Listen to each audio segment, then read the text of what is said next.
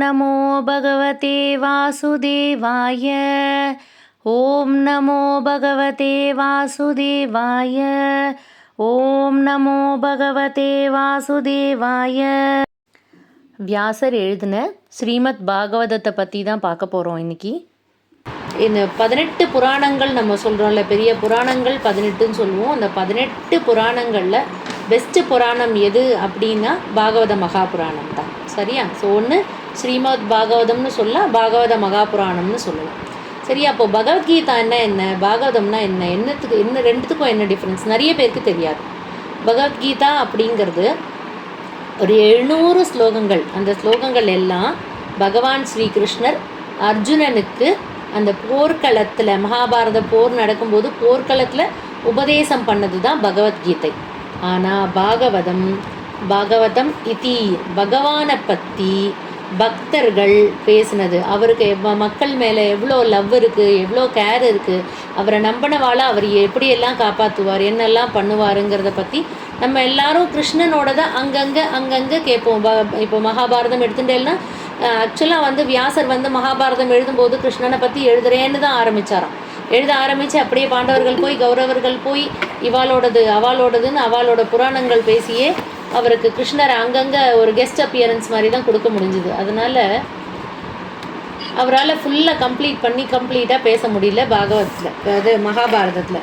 அப்போ அதுவுமே இதாக எடுத்து. ஸோ இத்தனை புராணங்கள் எழுதியும் 17 புராணங்கள் எல்லாம் ஆச்சு. ஆனாலும் மகாபாரதம் எழுதி கூட அவருக்கு வேதவியாசருக்கு ஒரு திருப்தியே வரலை. இந்த பாகவத புராணம் எழுதினவர் வேதவியாசர். சரியா? ஸோ இந்த வேதவியாசருக்கு ஒரு திருப்தியே வரலை. அப்போது என்ன பண்ணுறார் அப்படின்னா, நாரத முனி சொல்கிறார். நீங்கள் நாரத முனிக்கிட்ட இவர் கேட்குறாரு, எனக்கு இவ்வளோ புராணங்கள் எழுதியிருக்கேன், சத்வகுணம், ரஜோகுணம், தமஸ்குணம்னு எந்த குணமாக இருந்தாலும் அதுக்கேற்ற மாதிரி நான் அவ்வளோ புராணங்கள் எல்லாம் எழுதியிருக்கேன், அப்பா எழுதியிருக்கா, எல்லாம் நடந்திருக்கு. ஆனாலும் எனக்கு ஒரு திருப்தி வரலை அப்படின்னு சொல்லி ஃபீல் பண்ணுறார். அப்போது நாரதர் இவர்கிட்ட சொல்கிறார், வேதவியாசர்கிட்ட, நீ மகாபாரதம் எழுதும்போது கிருஷ்ணனை பற்றி எழுதுறேன்னு தான் ஆரம்பித்தேன். ஆனால் என்ன பண்ண, கடைசியில் கிருஷ்ணனை பற்றி எழுதாமல் அவரை கெஸ்ட் அப்பியரன்ஸ் மாதிரி அங்கங்கே வர வச்சுட்டு நீ பாட்டுக்கு பாண்டவர்கள் கௌரவர்கள்னு அவளோட போர், அவளோட வாழ்க்கை வரலாறுன்னு அப்படியே அவளை நோக்கி அந்த இதிலே போயிடுத்து. இப்போ நீ அவனை பற்றி எழுதணும் அப்படின்னா நீ தனியாக அவனுக்காக எழுது, மொத்தமும் பகவானை பற்றியே எழுது. கிருஷ்ணனை மட்டும் இல்லை, அவன் எடுத்த அவதாரங்கள் எண்ணிலடங்கா அவதாரங்கள் இருக்குது, அது எல்லாத்தையும் பற்றி எழுதுன்னு சொல்கிறார். ஸோ அந்த பாகவதத்தை வேதவியாசர் எழுதினதுக்கப்புறம் தான் அவருக்கு சந்தோஷம் வந்தது. சரி, எழுதுனதை என்ன பண்ணார், அவரோட பையனான சுகதேவர்கிட்ட சொல்லித்தரார். சுகதேவர் ரொம்ப சின்ன பையன்தான், 16 வயசு பையன்தான். சரியா? ஸோ இந்த வேதவியாசர் எழுதினதுக்கப்புறம் அவரோட பையனான சுகதேவர்கிட்ட இந்த விஷயத்தெல்லாம் கதை சொல்கிறார். இந்த சுகதேவர் பரீட்சித்து மகாராஜா கிட்ட சொன்னதை தான் நாம் எல்லாரும் இது பண்ணுறோம். அப்போ எப்படி வெளியில் வந்தது, அப்போ வியாசர் பையனுக்கு சொல்லி கொடுத்தாரு. சரி, அப்போ இப்போ நம்ம தெரிஞ்சிருந்தோம் இல்லையா, பகவத்கீதா எப்படி அர்ஜுனனுக்கு கிருஷ்ணன் போர்க்களத்தில் சொன்னான், அப்போ எப்படி நம்மளுக்கு எல்லாம் தெரிஞ்சுது அப்படின்னு ஒரு டவுட் வருது இல்லையா. அப்போ தான் சஞ்சயன் பார்த்து திருதராஷ்டருக்கு சொன்னார். ஸோ அங்கே பார்த்தவா இருக்கா, அதை கேட்டவா இருக்கா, அது மூலமாக மற்றவாளுக்கெல்லாம் வெளியில் வந்ததுன்னு. ஸோ இங்கே எப்படின்னா, பாகவதம் வேதவியாசர் told his son சுகதேவா. சரியா? சுகதேவருக்கு சொல்லியிருக்கார். சுகதேவர் told this story to Parikshit Maharaja. ஏன் பரீட்சித் மகாராஜாக்கு இவர் சொன்னார், அந்த கதையெல்லாம் நம்ம பொறுமையாக பார்ப்போம். சரியா? பரீட்சித் மகாராஜாவர் அப்படிங்கிறவர் பாண்டவர்களுடைய பேரன். சரியா? Great grandson. சரியா? ஸோ அந்த பரீட்சித் மகாராஜாவோட ஒரிஜினல் பேர் விஷ்ணுராதன்னு பேர். ஏன் அவருக்கு விஷ்ணுராதன்னு பேர் வச்சா, ஏன் அந்த பரீட்சித் மகாராஜான்னு, பரீட்சித்து அப்படிங்கிற வார்த்தை புதுசாக இருக்கே, அது எப்படி வந்தது அப்படிங்கிறதெல்லாம் நம்ம கதைகள், நம்ம உள்ள ஸ்டோரி போக போக நம்ம ஸ்லோகம் படிக்கும்போது ஆட்டோமேட்டிக்காக நம்ம தெரிஞ்சுப்போம். இப்போ என்ன ஆறுதுன்னா, இந்த கங்கை கரையோரம், இந்த river banks of Ganga, Sukadevar, நான் சொன்னேன் இல்லையா, வியாசரோட son Sukadevar, just 16 years old, he told Parikshit Maharaja. கொஞ்சம் இங்கிலீஷ்லேயும் சொல்கிறேன், ஏன்னா தெலுங்கு பீப்புள் இருக்கா, they are not able to understand. யாருக்கான சுத்தமாக எனக்கு இங்கிலீஷே புரியலை அப்படின்னு நான் தமிழ்லையும் கலந்து சொல்கிறேன், புரியலைன்னா ப்ளீஸ் சொல்லுங்கள். சரியா? ஸோ இந்த கங்கை கரையோரம் உட்கார்ந்து, இந்த ரிவர் பேங்க்ஸ் ஆஃப் கங்காவில் உட்காந்துட்டு Sukadevar son of Vyasar told Parikshit Maharaja. So அவருக்கு சொல்லும்போது there are so many rishis and mahans and devas including Brahma, Shiva, Parvati, Saraswati, everybody is listening. சரியா? மேல் லோகத்துலேருந்து எல்லாரும் இந்த ஸ்டோரி கேட்குறா. யார்? சுகதேவர் பரீட்சித்துக்கு இந்த ஃபுல் பாகவதம் சொல்லும் பொழுது everybody is listening. So Sukadevar just 16 years old. ஆனால் the person who are sitting, அந்த பக்கத்தில் உட்காந்துருக்க அத்தனை ரிஷிகளுக்கும் பார்த்தா ஒருத்தருக்கு 1 million வயசு, ஒருத்தருக்கு 5 லட்சம் வயசு, ஒருத்தருக்கு 50,000 வயசு, இந்த மாதிரி வயசு. அது என்ன, நமக்கு ஒரு 100 வயசு கூட தாண்ட மாட்டேங்கிறோம், 60க்கே இங்கே கஷ்டமாக இருக்குது. அவள்லாம் அத்தனை வாழ்ந்தாலான்னா ஒரு யுகத்துலேயும் திரேதா யுகம், கிருத்த யுகம், அந்த மாதிரி துவாபர யுகம்னு ஒரு யுகமில் வரும்பொழுதும் அந்த யுகத்துக்கு ஏற்ற மாதிரி அந்த டீட்டெயில்ஸ் எல்லாம் நம்ம அப்புறம் பார்க்கலாம். அந்த டைம் லைன்ஸ் எவ்வளோ காலம் வாழ்ந்தாங்கிறதெல்லாம் நம்ம போக போக எப்படியுமே பாகவதமில் இது எல்லாமே வரும் நம்ம ஸ்லோகா படிக்க. ஸோ அந்த வயசு அவ்வளோ வயசானவாள்லாம் ஏன் வந்து இத்தினூண்டு 16 years ஓல்டு சுகதேவரோட ஸ்டோரி ஏன் கேட்குறா அப்படின்னு பாகவதம் அவர் சொல்லும்போது why they are listening to this 16 years old child அப்படின்னா, ஈவன் ஸ்ரீ இந்த ராதாராணி இருக்கா இல்லையா, ராதாவோட பயங்கரமான பக்தனா, பியூரஸ்ட் ஃபார்ம் ஆஃப் பக்தி அப்படிங்கிறது ராதா மேலே அவருக்கு ரொம்ப ஜாஸ்தியாக. 16 வயசு தான், ஆனால் அவ்வளோ பக்தியாக. அது ஒன்று. ஏன் இப்போ வேதவியாசரோட பையன்தான் திருதராஷ்டருக்கு இதெல்லாம் தெரியலையே. வேதவியாசரோட சன் தானே திருதராஷ்டிரம். ஸோ அவருக்கெல்லாம் இதெல்லாம் தெரியலையே. பட் இந்த குட்டி Sukadevar 16 years old Sukadevar is telling everything. And எல்லாரும் எவ்வளோ இயர் பாருங்க, 1 million, 5 lakhs, 50,000, அவ்வளோ ஏஜ் ஓல்டு ரிஷிஸ், தேவதாஸ், ஈவன் பிரம்மா, சிவாலாம் உட்காந்து they are all listening in the river bank of Ganga. அந்த கங்கை கரையில் உட்காந்துட்டு கேட்குறா. ஏன்னா ராதா மேலே அவருக்கு இருக்கிற பியூர் பக்தினாலையும் அவர் வந்து வேதவியாசரோட பிள்ளை அப்படிங்கிறதுனாலே. ஸோ இதெல்லாம் கேட்டுருக்கா இல்லையா. இந்த ரிஷியில் ஒன் ஆஃப் த ரிஷிஸ் சுதர்னு நம்ம சொல்லுவோம். சுதர்னு. இது வந்து சுகதேவர் இஸ் வேதவியாசரோட பிள்ளை. இது சுதர். சரியா? சுதருங்கிறது ரோமஹர்ஷனர் அப்படிங்கிறவரோட பிள்ளை. அது யார் அந்த ரோமஹர்ஷனர்னா? வேதவியாசரோட டிசைபிள். ஓகேவா? ஸோ வேதவியாசரோட son is telling everyone. சரியா? ஸோ அங்கே கேட்டுருக்க ரிஷியில் திஸ் சுத்த கோஸ்வாமின்னு சொல்லுவாள். Suta Goswami is also one person who is listening to this. அந்த சுத்த கோஸ்வாமி யார் அப்படின்னா ரோமஹர்ஷனரோட பிள்ளை. ரோமஹர்ஷனர் யார்? இந்த வேதவியாசரோட ஒன் ஆஃப் த டிசேபிள், அவரோட ஸ்டூடெண்ட்டில் ஒருத்தர். ஓகேவா? ஸோ இவர் தான், இந்த சுதர் தான் இந்த நைமிஷாரண்யம் அப்படிங்கிறது ஒரு ஃபாரஸ்ட். அந்த ஃபாரஸ்ட்டில் உட்காந்துட்டு ஊரில் இருக்கிற எல்லா முனிஸும் அங்கே அசம்பிள் ஆகிட்டான். சரியா? அங்கே உட்காந்துட்டு இந்த சௌனக முனி அப்படிங்கிறவர் வந்து 12 வருஷம் யஜ்ஞம் பண்ணாராம். நார்மலாக என்ன பண்ணுவான்னா, யாகம் யஜ்ஞம் பண்ண பிளேஸில் இந்த பாகவதத்தை சொல்கிறது வந்து வழக்கம். சரியா? ஏன் சொல்கிறாங்கிறதுல நம்ம பார்ப்போம். ஜஸ்ட்டு ஒரே ஆற்றுல பாகவதம் புக் இருந்தாலே புண்ணியம் அப்படிங்கிறா. அப்படின்னா அதை படித்தா நமக்கு எவ்வளோ ஒரு இது பாருங்கள். ஸோ நான் ஆல்ரெடி சொன்னேன், நாரத முனி வந்து நீ பாகவதம் எழுது, பகவானை பற்றின ஃபுல்லாக நீ வந்து எழுதணுன்னா தனியாக ஒன்று எழுது, அப்போ தான் வந்து உனக்கு திருப்தி கிடைக்கும்னு சொன்னார். அதனால் வேதவியாசர் எழுதினார். ஸோ சில புராணங்கள், இந்த 18 புராணங்கள், அப்புறம் உப புராணங்கள் எல்லாம் இருக்குது இல்லையா. இந்த ஃப்ரம் ஆல் தீஸ் உப புராணாஸ் அண்ட் புராணாஸ், இந்த some Puranas were written for தாமச குணம்னு சொல்லுவாள், தமோ குணம்னு சொல்லுவாள். ஸோ தமோ குணம் உள்ளவர்களுக்கு சில புராணங்கள் இருக்குது. சில புராணங்கள் ரஜஸ் குணத்துக்காக, கோபம், குரோதம், இந்த மாதிரி எண்ணங்கள் இருக்கு இல்லையா, அந்த மாதிரி ரஜோகுணத்துக்காக எழுந்தது. சத்வகுணத்துக்காக சில புராணங்கள் வாஸ் ரிட்டன் வித். ஸோ இந்த ஃப்ரம் ஆல் திஸ், இந்த ரஜோகுணம், தமஸ் குணம், அப்புறமா வந்து சத்வகுணம், சத்வங்கிறது ரொம்ப soft nature of all these, இதெல்லாம் விட ரொம்ப கிரேட்டான ஃபுல் கிருஷ்ண பக்தியோட சத்வகுணம் மேலோங்கி, மோர் சத்வகுணா ஜாஸ்தி யாருக்கு இருக்கோ, they can only listen to Bhagavatam. கேளுங்க, நம்மெல்லாம் வந்து ஏதோ ப்ளெஸ் பண்ணியிருக்கோம் பாகவதம்னு கேட்டு முதல் நாள் கிளாஸில் வந்து எப்படியோ உட்காந்துட்டோம் அதை கற்றுக்கிறதுக்காக. So those people who are greater in their சத்வகுணா, soft in nature, they only can listen to Bhagavatam. கேட்கவே அவளால் தான் முடியுமா? அப்போது நம்மளுடைய எவ்வளோ சத்வகுணத்தை நம்ம வளர்த்துண்டா we will be able to learn this Bhagavatam இல்லையா? ஸோ அவ்வளோ நம்ம வளர்த்துக்கணுமா. ஸோ அப்போ இதில் என்ன தான் இருக்குது? அப்போ பாகவதத்தில் கிருஷ்ணனை பற்றி சொல்லியிருக்காளா? கிருஷ்ணனை மட்டும் இல்லை, கிருஷ்ணனை மட்டும் இல்லாமல் இன்னொரு 24 அவதாரங்கள் எடுத்திருக்கார். நம்ம 10 அவதாரங்கள் தான் பார்த்துட்டு இருக்கோம் தசாவதாரம்னு. அது தவிர இப்போ மோகினி அவதாரம்லாம் கேட்டால் அதெல்லாம் அது எங்கே இந்த லிஸ்ட்டில் இருக்குது, ஆனால் மோகினி அவதாரம் எடுத்தாரே விஷ்ணு அப்படின்னு சொல்லுவோம். அந்த மாதிரி 24 அவதாராஸ் பற்றினது எல்லாமே இந்த பாகவதம் புக்கில் பார்க்க போகிறோம். சரியா? அதுக்கு முன்னாடி பாகவத மகாத்மியம்னு ஒன்று இருக்கும். புக் எடுத்தோடனே ஒரு 6 சாப்டர் அதை பற்றி இருக்கும். அப்புறம் தான் பாகவதமே ஆரம்பிக்கும். இப்போ இந்த பாகவதம் ஆரம்பிக்கிறது அப்படின்னு இந்த புக்கில் மகாத்மியம்னா என்ன, இதனால் என்ன பயன் பெற்றால், யார் பயன் பெற்றார், இதை படித்தா என்ன பயன், எப்படி படிக்கணும், இந்த மாதிரி விஷயமெல்லாம். இது என்னடா இவ்வளோ பெருசாக இருக்கே, இவ்வளோ பெரிய ஸ்லோகா புக்கை நான் எந்த காலத்துக்கு கற்றுண்டு எந்த காலத்துக்கு நான் படித்து இதை எத்தனை வாட்டி என்னால் லைஃப்பில் படிக்க முடியும் அப்படின்னு நமக்கே ஒரு மலைப்பாக இருக்கும். கரெக்டாக? ஸோ யாருமே மலைச்சு போக வேண்டாம்.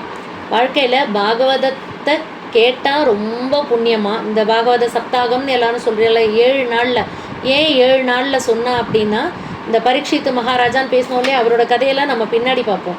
இந்த பரீட்சித்து மகாராஜா இருக்கார் இல்லையா, இவர் வந்து அர்ஜுனனோட பேரன். சரியா? ஸோ இந்த பாண்டவர்களோட கிரேட் கிராண்ட்சன். ஸோ அது என்னென்னா ஒரு காட்டுக்கு போகிறார், ஒரு வேட்டைக்கு. நான் சிம்பிளாக சொல்கிறேன் அந்த ஸ்டோரியை. ஒரு காட்டுக்கு வேட்டைக்கு போகிறார். போகிற இடத்துல இவருக்கு ரொம்ப தண்ணி தாகமாக எடுத்து பசியாக எடுத்து ஒரு குடில் பார்க்குறாரு, ஒரு ஹவுஸ் பார்க்குறார். அங்கே போய் is asking for water and food. I am very thirsty, I am craving for food, please give me something கேட்குறார். அங்கே சம் ரிஷி இருக்கார், அவர் வந்து ஃபுல் தியானத்தில் இருக்கார். So he was not able to listen to this raja. நம்ம என்ன பண்ணுவோம், ஒரு ராஜா வந்திருக்காருனா, ஐயோ ராஜா வந்திருக்கார், come raja please raja come sit, I will give you whatever you want சொல்லுவோம் இல்லையா. ஆற்றுக்கு வந்தால் we will receive them with obedience and எல்லாம் கூப்பிடுவோம். அந்த ரிஷி வந்து ஃபுல் ஆஃப் தியானத்தில் இருக்கார். He was not able to hear anything, he is not listening to any thing. இவர் கேட்டு பார்க்குறார். I am thirsty, give me some வாட்டருங்கிறார். ஒன்றும் தண்ணி கிண்ணி கொடுக்குறாப்புல தெரியல. கோவம் வந்துடுது. பக்கத்தில் ஒரு செத்த பாம்பு இருந்தது. அந்த செத்து போன பாம்பை தூக்கி அவர் கழுத்தில் போட்டு விட்டுட்டு போயிடுறார்.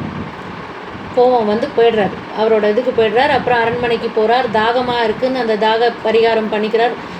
தண்ணி குடித்ததுக்கப்புறமா இஸ் ரியலைசிங், ஐயோ I have done a great mistake. ஒரு ஸ்னேக், டெட் ஸ்னேக் எடுத்து அவரோட இதில் வந்து கார்லேண்டாக போட்டுட்டு வந்திருக்கோம். That is very bad. So நம்ம வந்து போடக்கூடாதுன்னு ரியலைசஸ் இஸ் மிஸ்டேக். சரியா? ஸோ அதுக்கப்புறம் என்ன ஆகுது அப்படின்னா, அவர் ரியலைஸ் பண்ணிட்டு இருக்க நேரத்தில் அங்கே அந்த ரிஷியோட son is coming back from somewhere. வீட்டுக்கு வந்த உடனே பார்க்குறா அப்பா இன் தியானம் பண்ணிட்டு இருக்கும்போது கழுத்தில் பார்த்தா இந்த டெட் ஸ்னேக் வந்து கார்லேண்டாக இருக்குது. ஸோ உடனே கோவம் வந்து இஸ் ஆஸ்கிங் அதர் பர்சன்ஸ், யாரெல்லாம் இருக்காளோ பக்கத்தில் இருக்க எல்லாம் கேட்குறா. இல்லை ராஜா வந்தார், ராஜா வந்து வாட்டர் கேட்டார், அப்பா எழுந்துக்கலை. அதனால கோவப்பட்டு அந்த செத்த ஸ்னேக் எடுத்து கார்லேண்டாக போட்டுட்டு மாலையாக போட்டுட்டு கோச்சிண்டு போயிட்டார் அப்படின்னு சொல்கிறார். அடுத்த நிமிஷம் இவனுக்கு கோவம் தலைக்கேறி போய்டுறது. உடனே சபிச்சுட்றான். இவாளுக்கெல்லாம் தான் இந்த ரிஷிகள் முனிகளுக்கெல்லாம் ஃபஸ்ட்டு ஒர்க்கு இமீடியட்டாக கோவம், இமீடியட்டாக வந்து சாபம் கொடுக்கறது தான் வந்து இது.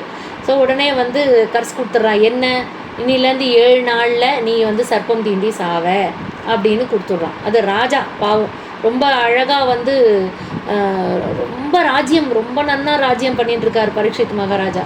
அந்த ராஜாவுக்கு சாபம் கொடுத்துட்றாரு. இன்னும் கொஞ்சம் நேரம் கழித்து அதுக்கப்புறம் வாழறான். இதை கேட்டுட்டு அவள் அப்பா எழுந்துக்கிறான். ரொம்ப இதாக இருது. உடனே என்னப்பா ஆச்சு, ஏன் அழுதுன்ட்ருக்கேன்னு கேட்குறார். ஸோ இந்த சன் வந்து அப்பாட்ட சொல்கிறான், இந்த மாதிரி ராஜா வந்தார், தண்ணி உங்கள்கிட்ட கேட்டிருக்கார், நீங்கள் கொடுக்கல, கோவம் வந்துடுத்து, உங்கள் மேலே வந்து இந்த செத்து போன ஸ்னேக்கை போட்டு போயிட்டார் அப்படின்னு. ஸோ இவருக்கு என்ன சொல்லுது, இப்போ ஒரு காக்கா வந்து என் மேலே போட்டிருந்தா என்ன இருக்க போகிறது, ஒன்று காக்கத்துக்கு உட்காந்து சாபம் கொடுத்துட்டுருப்பியா இல்லையா? ஸோ ஏதோ ஒரு அனிமல் வந்து நிறைய இந்த அணில் காக்காவெல்லாம் அங்கங்கேருந்து ஏதாவது எடுத்துன்னு வந்து எங்கேயாவது போடுறது இல்லையா, அந்த மாதிரி இந்த எடுத்துன்னு வந்து ஒரு காக்கா போட்டிருந்தா அதுக்கு சாபம் கொடுப்பியா? நோ நீட் டு கிவ் சாபம், ரைட்? அவர் வந்து எவ்வளோ பெரிய மகாராஜா, ஈஸ் இந்த வேர்ல்டு இந்த ஃபுல்லாக எல்லாத்தையும் வந்து ரொம்ப நன்னா ராஜ்யம் பண்ணின்னு இருக்கார். அப்படி இருக்கும்போது நீ அவருக்கு போய் சாபம் கொடுத்துட்டியே அப்படின்னா, சாபம் cannot be revoked. கரெக்டாக, கர்ஸ் cannot be revoked, திரும்ப வாங்க முடியாது.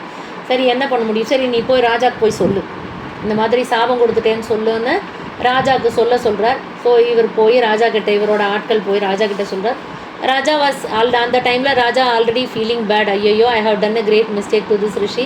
ஈ வாஸ் இன் தியானம் பண்ணிட்டு இருக்கும்போது அவருக்கு வந்து நான் வந்து அவர் கவனிக்கலன்னு நம்ம கோச்சிக்கிறது தப்பு இல்லையா? அவர் பகவான் மேலே தியானம் பண்ணிட்டு இருக்கார், அதுக்கு கோச்சிக்கிறதுக்கு எனக்கு எந்த ரைட்டுமே இல்லையேன்னு ரியலைஸ் பண்ணிட்டு இருக்கார். அந்த டைமில் இவருக்கு is hearing that he got a curse from the rishi son. எனக்கு வந்து இந்த மாதிரி சாபம் கொடுத்துருக்கான்னு தெரிஞ்ச உடனே சரி ஓகே ஒன்றும் பிரச்சனை இல்லை. He was happy. I have done a great mistake, so I am getting this இது அப்படின்னு சொல்லிட்டு இந்த சாபத்தை வாங்கிக்கிறார் அவருக்கு. ஆனால் அடுத்த நிமிஷம் என்ன பண்ணிட்டார், அவரோட இந்த ஜனமே ஜெயன் சொன்னேன் இல்லையா, அந்த ஜனமே ஜெயன்றவர் அவரோட பையன். அவனை கூப்பிட்டு பட்டாபிஷேகம் ஆன் த ஸ்பாட் அங்கேயே கூப்பிட்டு இமீடியட்டாக ராஜ பட்டாபிஷேகம் நடத்திட்டு கங்கை கரைக்கு போயிடுறார். கங்கை கரையில் போய் உட்காந்துக்கிறார்.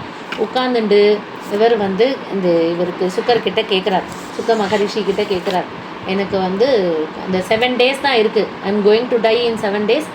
எனக்கு நீங்கள் நான் எனக்கு என்னெல்லாம் தெரியாதோ வாழ்க்கையில் எனக்கு அதெல்லாம் சொல்லுங்க, நான் என்னெல்லாம் தெரிஞ்சுக்கணுமோ அதெல்லாம் எனக்கு சொல்லுங்க, நான் ஐ வாண்ட் டு லேர்ன் என்னெல்லாம் எனக்கு தெரியாதோ எல்லாத்தையும் சொல்லிக் கொடுங்கன்னு கேட்குறான். அப்போது தான் சுக மகரிஷி பரீட்சித் மகாராஜா, அவருக்கு விஷ்ணுராதன் இன்னொரு பேர்.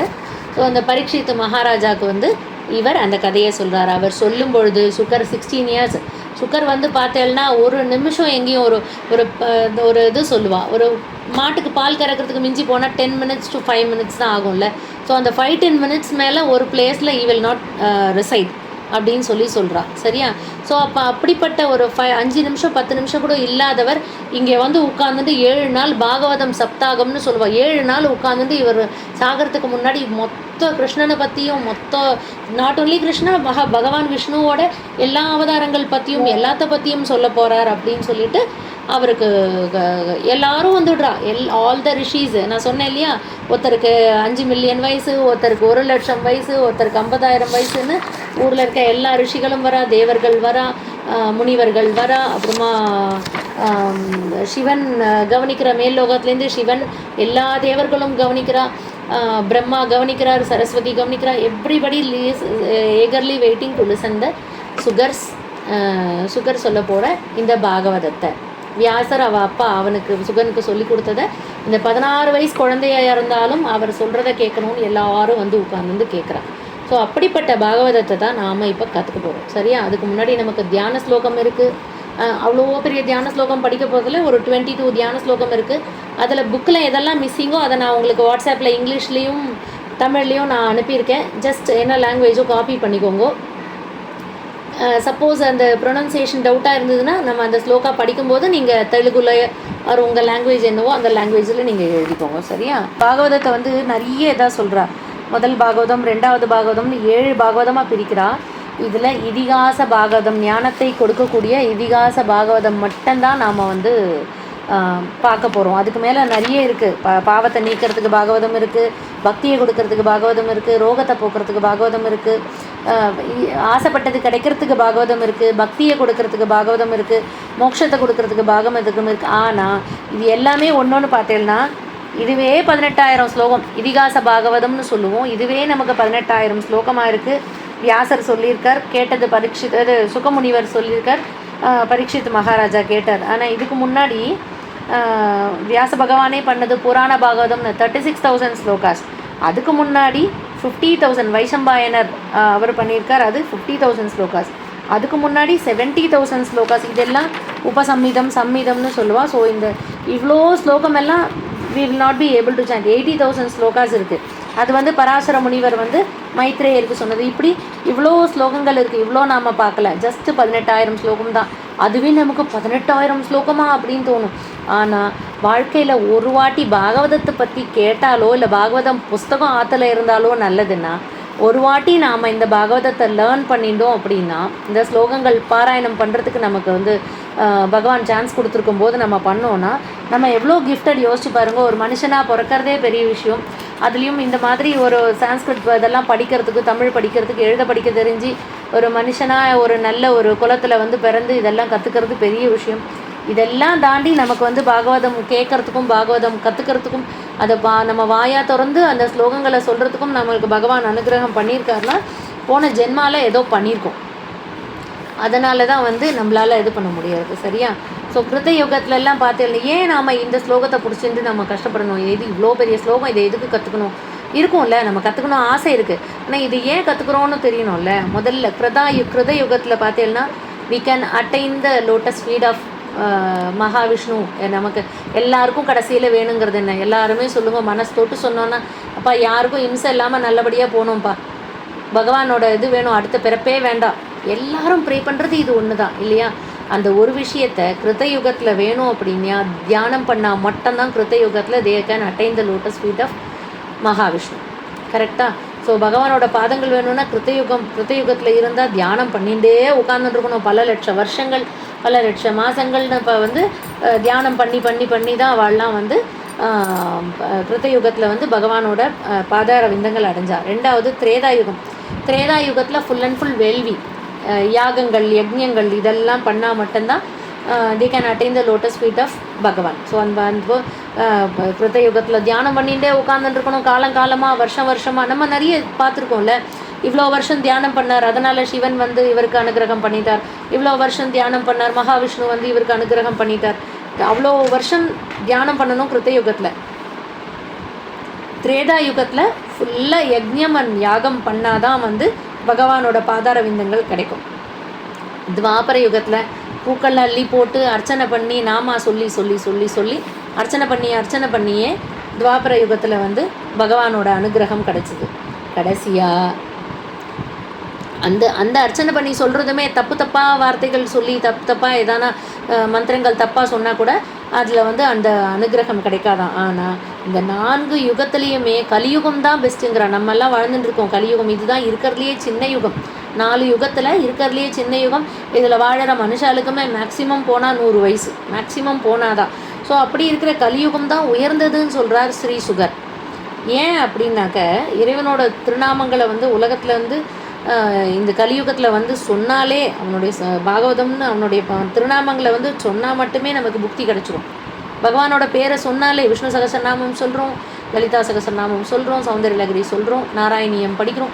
எல்லாம் ஏன் அவனோட பாதார விந்தங்கள் அடையணும் அப்படின்னா ஸ்லோகங்கள் சொன்னாலே கலியுகத்தில் நமக்கு கிடச்சிருமா. அப்போது இந்த வேதங்களை 4ஆக பிரித்து அதில் வந்து எல்லாம் கொடுத்தாலும் இந்த பாகவதம் அப்படிங்கிறத வியாச மகரிஷி கொடுத்ததுக்கு காரணம், நான் ஒரு பாமரனாக ஒருத்தன் இருக்கான், அவனுக்கு வந்து கொஞ்சம் எழுத தெரியும்னும் பொழுது அவன் வந்து இதை படித்து இதை தெரிஞ்சுட்டான் அப்படின்னா இதை படித்தாலே போருமா நமக்கு முக்தி கிடைச்சிரும் அப்படிங்கிறார். கலியுகத்தில் தேவர்கள் எல்லாம் வந்து வேறு எந்த யுகத்துக்கும் போக ஆசைப்படலையாம். கலியுகத்தில் வந்து பிறக்கணும், கலியுகத்தில் வந்து பிறந்தால் இந்த பகவானோட நாமாவை சொல்லியே முக்தி வாங்கிடலாம் அப்படின்னுட்டு தேவர்கள்லாம் கலியுகத்தில் வந்து பிறக்கிறதுக்கு ஆசைப்படுவாளாம். அந்த மாதிரி ஒரு என்ன சொல்லியிருக்கார் ஸ்ரீ சுகர்னா, எந்த வீட்டில் பாகவத புக்கு இருக்கோ, பாகவத புக்கை சுவாமி ரூமில் வச்சு நம்ம பூஜை பண்ணிட்டேன்னு கொண்டு வந்து இன்றைக்கி படிக்கிறோம். பாகவதம் புக்கு யார் வீட்டில் இருக்கோ அந்த வீட்டில் எல்லா தேவர்களும் வந்து வாசம் செய்கிறாளாம். ஏன்னா யாரானா அதை எடுத்து படிப்பா, யாரானா அதை சொல்லுவான்னுட்டு தேவர்கள் வந்து வாசம் செஞ்சுட்டுருக்காளாம் அதை கேட்குறதுக்கு. ஸோ அதனால் அந்த புண்ணியம் வந்து ஸ்ரீமத் பாகவதத்தை படித்தா மட்டும் இல்லை, கேட்டாலுமே நமக்கு கிடைக்கும் அப்படின்னு சொல்லியிருக்கா. சரியா? திருப்பாவை பாடும்போது வாயினால் பாடி மனதினால் சிந்தித்து போய பிழையும் புகுதருவான் மைத்தன். ஸோ இந்த ஸ்லோகம் சொன்னேன்னா வாயால் பாடி மனசால் துதித்து நம்ம வந்து எந்த அளவுக்கு நம்ம டீப்பாக வந்து சுவாமி மேலே பக்தி செலுத்துகிறோமோ அந்த அளவுக்கு நமக்கு வந்து பலன் இருக்கும் அப்படின்னு சொல்கிறா. ஸோ இந்த பாகவதத்தை எப்படி படிக்கணுமா, ஒரு நாளைக்கு ஒரே ஒரு ஸ்லோகமாவது படிங்கிறா. ஆற்றுல புக்கு இருந்தாலே புண்ணியம், தேவர்கள்லாம் வந்து உட்காந்துப்பா. சரி, நமக்கு எப்படி மோட்சம் கிடைக்கிறது? அப்போது ஒரே ஒரு ஸ்லோகமாவது படி. அதுவும் முடியலையா, அரை ஸ்லோகம், ஒரு லைனு. ஸ்லோகம் எல்லாம் 2 லைன் தான் மோஸ்ட்லி. அரை ஸ்லோகமாவது படி. என்ன அதுவும் முடியலையா, கால் ஸ்லோகமாவது படி. அதுவும் முடியலையா, உட்காந்துட்டு ஒரே ஒரு வாட்டி காதார கேளு, அந்த ஸ்லோகத்தை காதார கேளு. இது கேட்டாலே 1000 பசுக்களை 1000 கவு வந்து தானம் பண்ண புண்ணியம் கிடைக்குமா அப்படின்னு கந்த புராணத்தில் சொல்லியிருக்கா. கந்த புராணத்தில் பாகவதத்தை கேட்டாலே 1000 கவு வந்து 1000 பிராமணாளுக்கு நீ தானம் பண்ணதுக்கான புண்ணியம் வி கேன் அட்டைன் அப்படின்னு சொல்லிட்டு ஸ்கந்த புராணத்தில் சொல்லியிருக்கலாம். சரியா? ஸோ நாளெல்லாம் நம்ம வந்து வேணுங்கிறத பேசுகிறது, வேண்டாங்கிறத பேசுகிறது, புறம் பேசுகிறது, இவாத்தில் அது நடந்தது, அங்கே இது நடந்தது, இவன் இதை சொன்னான், அவன் அதை சொன்னான், இது எதுவுமே வேண்டாம். டெய்லி கெட்டதே பேச வேண்டாம். ஆல் டைம் நல்லது மட்டுமே பேசிண்டு அவனுடைய திருவிளையாடல்களை முடிஞ்சால் லிசன் பண்ணிண்டு அந்த மாதிரியெல்லாம் பண்ணும்பொழுது ஆட்டோமேட்டிக்காக வந்து நமக்கு வேணுங்கிறதெல்லாம் அவனே பார்த்துப்பான், அவனே கொடுப்பான். அடுத்த கிளாஸ்லேருந்து நாம் பாகவதம் படிக்க ஆரம்பிச்சிடுவோம். தியான ஸ்லோகம் பார்த்துட்டு பாகவதம் ஆகாத்மியம் படிச்சுட்டு அதுக்கப்புறம் பாகவதம் சாப்டர் பை சாப்டர் பார்க்க போகிறோம். இன்றைக்கி இதோடு முடிச்சுக்கலாம். சரியா? சர்வத்திர கோவிந்த நாம சங்கீர்த்தனம் கோவிந்தா கோவிந்தா.